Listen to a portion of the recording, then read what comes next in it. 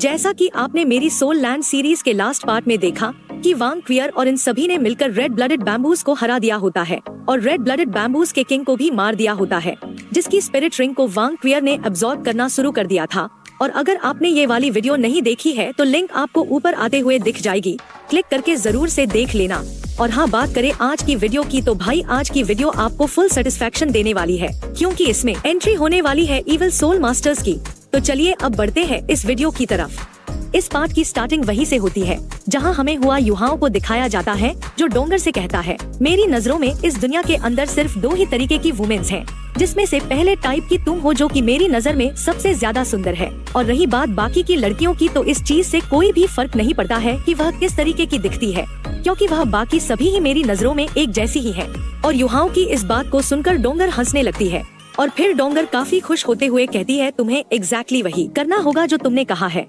और कुछ समय बीत जाने के बाद हम देखते हैं कि वांग क्वियर ने अपनी 6 स्पिरिट रिंग्स को अब्सॉर्ब कर लिया होता है, जिस वजह से ये पहले के मुकाबले और भी ज्यादा स्ट्रॉन्ग लग रही होती है। और इसे देख के डोंगर कहती है, अभी तो सिर्फ 3 ही घंटे बीते हैं और सच में इसके पास तो काफी स्ट्रॉन्ग बॉडी है, जो इसने 50,000 ईयर ओल्ड स्पिरिट रिंग को इतना जल्दी अब्सॉर्ब कर लिया। और इसकी बातों को सुनकर युहाओं वांग क्वियर की तरफ देखने लगता है, तो वांग क्वियर युहाओं की तरफ देख के इशारे करती है और इस चीज को देख के वांग डोंगर काफी बुरी तरीके से जल भुन जाती है और ये गुस्से से चिढ़ते हुए कहती है, आखिर इसने तुम्हारी तरफ इशारा क्यों किया, और सच सच बताओ कि तुम दोनों के बीच में ऐसा भी क्या हुआ है, और तुम्हारे लिए यही बेहतर होगा कि तुम मुझे सच सच बता दो। और डोंगर को ऐसा करते देख युहाओं भी घबरा जाता है और फिर युहाओं कहता है, ऐसा नहीं है जैसा तुम सोच रही हो। और कल रात जो इनके बीच में बात हुई होती है, युहाओं इसे सब कुछ सच सच बताने लगता है और यहाँ तक कि ये बिस्कुट को छीनने वाली बात से लेकर अपनी मोम की यादों को याद करने वाली बात तक सब कुछ बताता है। और यह सब कुछ जानने के बाद डोंगर कहती है, अच्छा तो ये हुआ था और लगता है कि मैंने तुम्हें गलत ही समझ लिया था, लेकिन अगर हम किसी दिन भूख से मरने वाले हुए और हमारे पास सिर्फ एक ही बिस्किट बचा तो मैं पक्का उसे पूरा ही खा जाऊंगी। और डोंगर की इस बात को सुनकर युहाओं काफी चौंक जाता है, तो डोंगर मुस्कुराते हुए प्यार से कहती है, क्योंकि मैं तुम्हारे आखिरी लम्हों में तुम्हारे साथ रहना चाहती हूँ, क्योंकि मैं तुम्हें अपनी मौत के गम में तड़पते हुए नहीं देख पाऊंगी, इसलिए मैं चाहती हूँ कि मैं तुम्हारे बाद मरूं, जिससे कि मैं तुम्हें थोड़े और लंबे समय तक देख पाऊंगी। और फिर हम मिस काइमा को देखते हैं, जो वांग क्वियर से कह रही होती है, क्या तुम पक्के से कह सकती हो कि तुम युहाओं के लिए एक सूटेबल बीस्ट को ढूंढ सकती हो? तो वांग क्वियर कहती है, हाँ मैं अप्रॉक्सीमेट लोकेशन जानती हूँ, क्योंकि मैंने पहले स्टार लुओ फॉरेस्ट के अंदर अपने आप को पूरे 1 साल ट्रेन किया है और स्टार लुओ फॉरेस्ट के जो पेरिफेरल एरिया और आउटर कोर एरिया है, मैं पहले ही उन सभी जगहों पर जाकर घूम चुकी हूँ। और पूरे 1 साल सुन के सभी के ही होश उड़ जाते हैं। तो वांग डोंगर वांग क्वियर की तरफ देखते हुए मन में कहती है, जिस तरीके की जगह ये स्टार लुओ फॉरेस्ट है, जहाँ पे आधे से ज्यादा टॉप 10 स्पिरिट बीस्ट भी रहते हैं और हर रोज स्पिरिट बीस्ट के साथ संपर्क में आना और उनसे हरदम लड़ते रहना, और यहाँ तक कि उनसे लड़ते हुए तो कई रातें भी बीत जाती हैं। और इन हालातों में इस फॉरेस्ट के अंदर 1 दिन या 2 दिन और यहाँ तक कि हफ्ता भर भी रुकना चलता है, लेकिन पूरे 1 साल टिके रहना तो ये नामुमकिन है। और आखिर इस लड़की का बैकग्राउंड क्या है? और फिर मिस काइमा हैरान होते हुए कहती है, क्या पूरा 1 साल? जिस पर वांग क्वियर भी थोड़ी सी इमोशनल होते हुए कहती है, हाँ मैं अपने दम पर यहाँ पे पूरे 1 साल रही हूँ। और इस बात को सुन के मिस काइमा मन में कहती है, निश्चित रूप से बिन वजह सफलता नहीं मिलती है और वांग क्वियर असल में इस फॉरेस्ट के अंदर अपने दम पे पूरे 1 साल सरवाइव कर पाई है, तो इसने पक्का सोच से भी परे मेहनत और मशक्कत की होगी। और तभी अचानक से किसी के काफी जोर से उड़ने की आवाज आती है, तो युहाओं समझ जाता है कि इनकी तरफ खतरा आ रहा है, जो कि काफी ज्यादा भयानक, खतरनाक और खूंखार लेपर्ड्स हैं। और इन्हें देख के युहाओं कहता है, ये तो स्ट्रॉन्ग अटैक पावर के साथ dark ability well split beast है। और वैसे तो इन लेपर्ड्स की संख्या काफी कम है, मगर एक बार ही जो इन्होंने हमें टारगेट कर लिया तो यह वाकई में काफी ज्यादा मुसीबत भरा होगा। और जाहिर सी बात है कि इन लेपर्ड्स ने हमें पहले ही डिस्कवर कर लिया है, क्योंकि वैसे भी हमारी बॉडी के अंदर से जो गन निकल रहा है वो इस फॉरेस्ट के अंदर काफी यूनिक है, और अगर एक बार ही जो हम उनके लपेटे में आ गए तो हमारी उनके साथ एंडलेस फाइट होगी। तो वांग क्वियर कहती है, उन्हें मुझ पर छोड़ दो, क्योंकि मैं पहले भी ब्लैक लेपर्ड से लड़ चुकी हूँ, इसलिए मैं उनके सामने चारा बन के जाऊंगी और उन्हें अपनी तरफ आकर्षित करके यहाँ पे लेके आऊंगी, जिससे कि हम उन सभी को ही एक झटके में खत्म कर सकें। तो युहाओं कहता है, बिल्कुल भी नहीं, ये काफी ज्यादा खतरनाक होगा, क्योंकि एक बार ही जो हम उनके द्वारा स्प्लिट हो गए तो फिर हम सभी के लिए ही मुश्किलें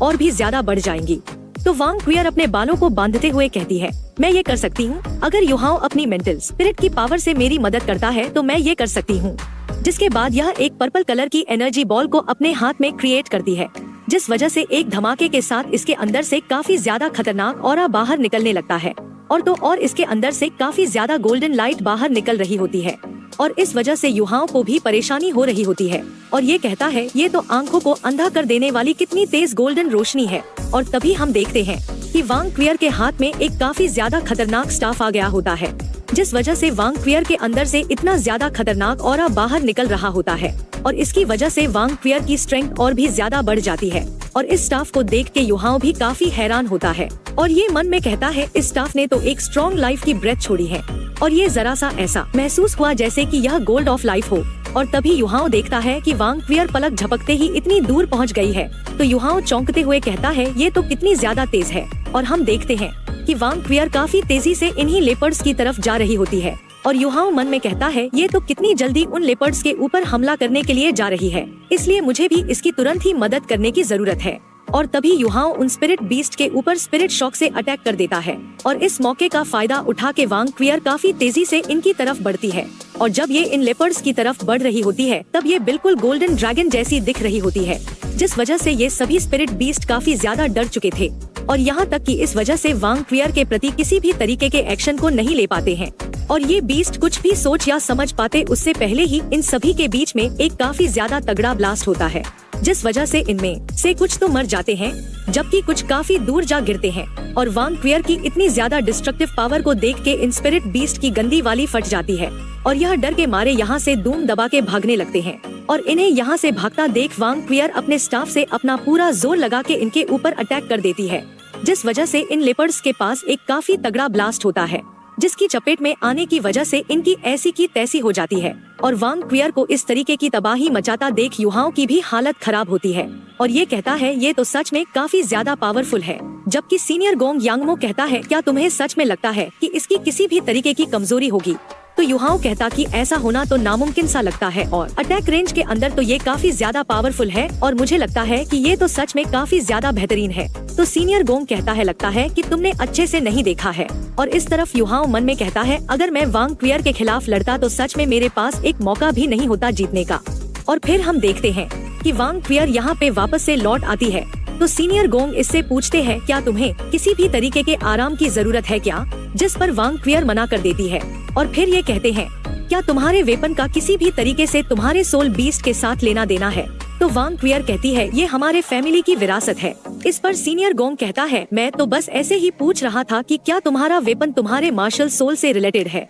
तो वांग क्वियर कहती है ये गोल्डन ड्रैगन स्फीयर मेरे फैमिली की विरासत है और युहाओं गोल्डन ड्रैगन स्फीयर को सुन के चौंक जाता है और कहता है कि क्या इसका गोल्डन ड्रैगन के साथ कोई लेना देना है क्या, और लेजेंड्स के अनुसार गोल्डन ड्रैगन की 49 पसलियां थी, लेकिन तब भी इसके जो वंशज थे उनके पास सिर्फ 48 ही थी और ऐसा भी कहा जाता है कि गोल्डन ड्रैगन की रिब केज में जो ऑड बोन थी उसमें काफी सारे रहस्य छिपे हुए थे और उनमें से जो सबसे बड़ा रहस्य था वो ये था कि कैसे गोल्डन ड्रैगन फ्यूचर में ड्रैगन गॉड कैसे बन सकता है। और वांग क्वियर कहती है मुझे नहीं पता था कि तुम्हारे पास इतनी ज्यादा नॉलेज होगी और वास्तव में ये स्पीयर गोल्डन ड्रैगन की 49th रिब बोन से बनी है और इस चीज को सुन के ये तीनों ही काफी ज्यादा चौंक जाते हैं और युहाओं कहता है मैंने सच में नहीं सोचा था कि वांग क्वियर का जो स्पीयर होगा उसका ओरिजिन इतना ज्यादा ग्रेट होगा और असल में ये तो गोल्डन ड्रैगन की रिब बोन से बना है। और तभी सीनियर गोंग काफी हैरान होते हुए कहता है अरे भाई लोग इन ब्लैक लेपर्ड्स की तरफ तो देखो, इनकी लाशें असल में इवेपोरेट हो रही हैं और लगता है कि ये कुछ देर में पूरी तरीके से गायब भी हो जाएंगी।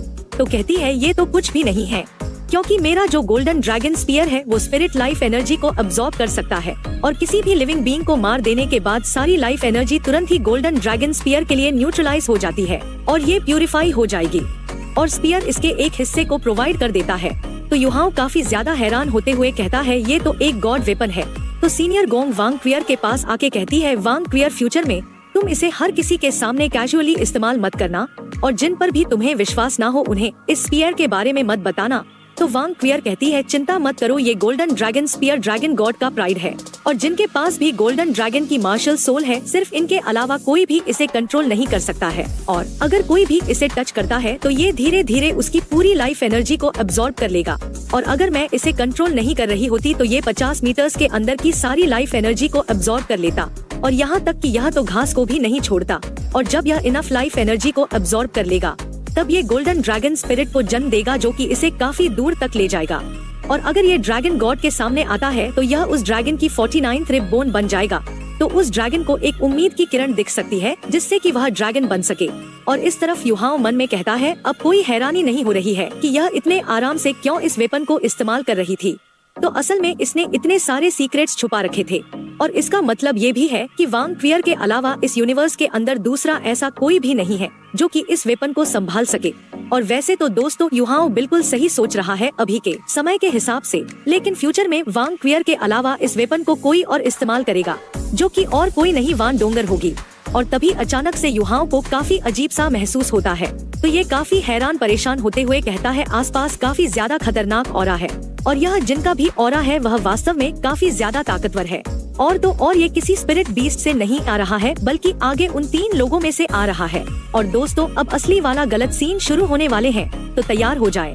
और इस तरफ युहाओ कह रहा होता है कि ये स्पिरिट बीस्ट नहीं है, लेकिन तब भी इनके अंदर से जो ऑरा बाहर निकल रहा है उसने स्पिरिट बीस्ट की क्रूरता को भी पार कर लिया है। और तभी हम उस मिस्टीरियस बंदे को देखते हैं जो कि हंस रहा होता है और इन तीनों के ही अंदर से काफी खतरनाक ऑरा बाहर निकल रहा होता है। और इन तीनों को देख के युहाओ और डोंगर के भी काफी तगड़े वाले होश उड़ रखे होते हैं। और हम देखते हैं कि तभी अचानक से ये तीनों ही यहाँ से गायब हो जाते हैं और इन्हें यहाँ से डिसअपियर होते देख युहाओं के होश उड़ जाते हैं। और यह मन में कहता है ये लोग तो वाकई में काफी फास्ट है और ये लोग पूरी तरीके से एक अलग ही लेवल पे हैं। और तभी इन तीनों में से एक बंदा कहता है ये तो बस कुछ डॉल्स ही है। और तो और यहाँ से फ्रेश ब्लड की गंध आ रही है। और तभी यह बंदा पूछता है तुम लोग कौन हो? तो ये कहते हैं हम श्रेक्स एकेडमी से हैं। तो यह बंदा कहता है वो जो इतनी कम उम्र में स्टार्डो फॉरेस्ट की गहराइयों में घूम पा रहे हो, ऐसा दिखता है जैसे कि तुम्हारा कल्टीवेशन भी कोई कमजोर नहीं है। और चलो अब अच्छे बच्चों की तरह अपनी स्पिरिट रिंग्स को रिलीज करो, हम उन्हें एक बार ही अच्छे से देखना चाहते हैं।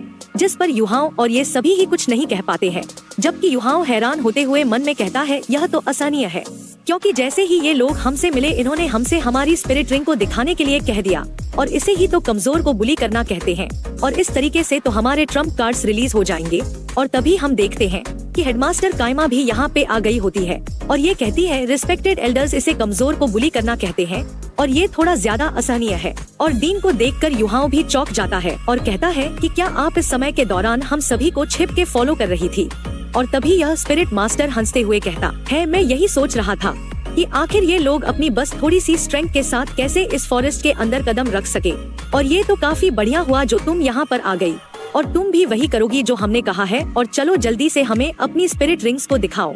तो कायमा कहती है ओ तो तुम मेरी स्पिरिट रिंग्स को देखना चाहते हो, लेकिन उससे पहले हम ये देखेंगे कि क्या तुम्हारे पास ऐसा करने की क्वालिफिकेशन भी है या नहीं। तो ये स्पिरिट मास्टर कहता है कि आखिर तुम ऐसा कैसे बोल सकती हो, चलो अब हम भी देखते हैं कि तुम्हारे पास किस तरीके की क्वालिफिकेशंस है। जिसके बाद ये मिस कायमा के ऊपर एक पाम अटैक कर देता है। तो कायमा भी अपनी पावर को रिलीज करते हुए इसके पाम अटैक के ऊपर अपना पाम अटैक कर देती है, जिस वजह से यहाँ पे काफी ज्यादा तगड़ा ब्लास्ट होता है और यहाँ से काफी ज्यादा एनर्जी भी रिलीज होती है। जिसके बाद यह बंदा पीछे हट के अपने साथियों के पास पहुँच जाता है और यह कहता है ओ तो तुम 8 रिंग मास्टर हो और अब कोई हैरानी नहीं हो रही थी कि क्यों तुम इतनी प्राइडफुल क्यों एक्ट कर रही थी। चलो अब मैं तुम्हें एक काफी इंटरेस्टिंग बात बताता हूँ कि तुम्हारी इस स्ट्रेंथ का कोई भी फायदा नहीं है, क्योंकि तुम किसी भी कीमत पर हम तीनों के खिलाफ नहीं जीत सकती हो। और फिर यह बंदा अपनी किसी तरीके की पावर को इस्तेमाल करने लगता है, जिस वजह से इसके हाथ और मुंह के ऊपर किसी तरीके के पैटर्न्स बन जाते हैं। और तो और इसके अंदर से काफी खतरनाक ऑरा भी रिलीज हो रहा होता है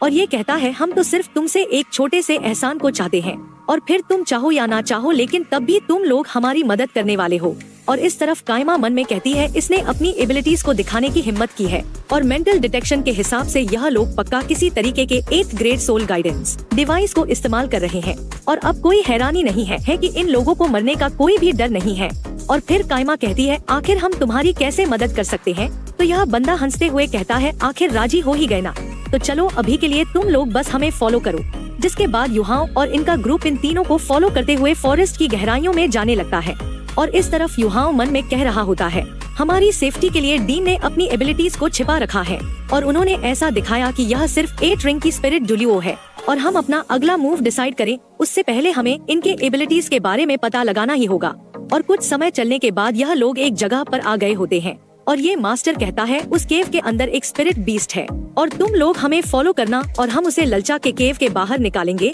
और क्योंकि हमें उसे तुरंत ही मारने की जरूरत होगी इसलिए हम सभी ही कंबाइन अटैक उसके ऊपर करेंगे। तो काइमा पूछती है क्या बस इतना ही, और काइमा मन में कहती है क्या इन्होंने सिर्फ हमें स्पिरिट बीस्ट को मारने के लिए यहाँ पर बुलाया है, और क्या ऐसा हो सकता है कि इन तीनों एल्डर्स के पास अटैक पावर की कमी हो। लेकिन यह मामला इतना भी ज्यादा सिंपल नहीं दिखता है। तो दोस्तों इसका अगला पार्ट जल्द ही इस चैनल में आ जाएगा, इसलिए चैनल को सब्सक्राइब और वीडियो को लाइक जरूर से कर देना। तब तक के लिए बाय बाय, टेक केयर।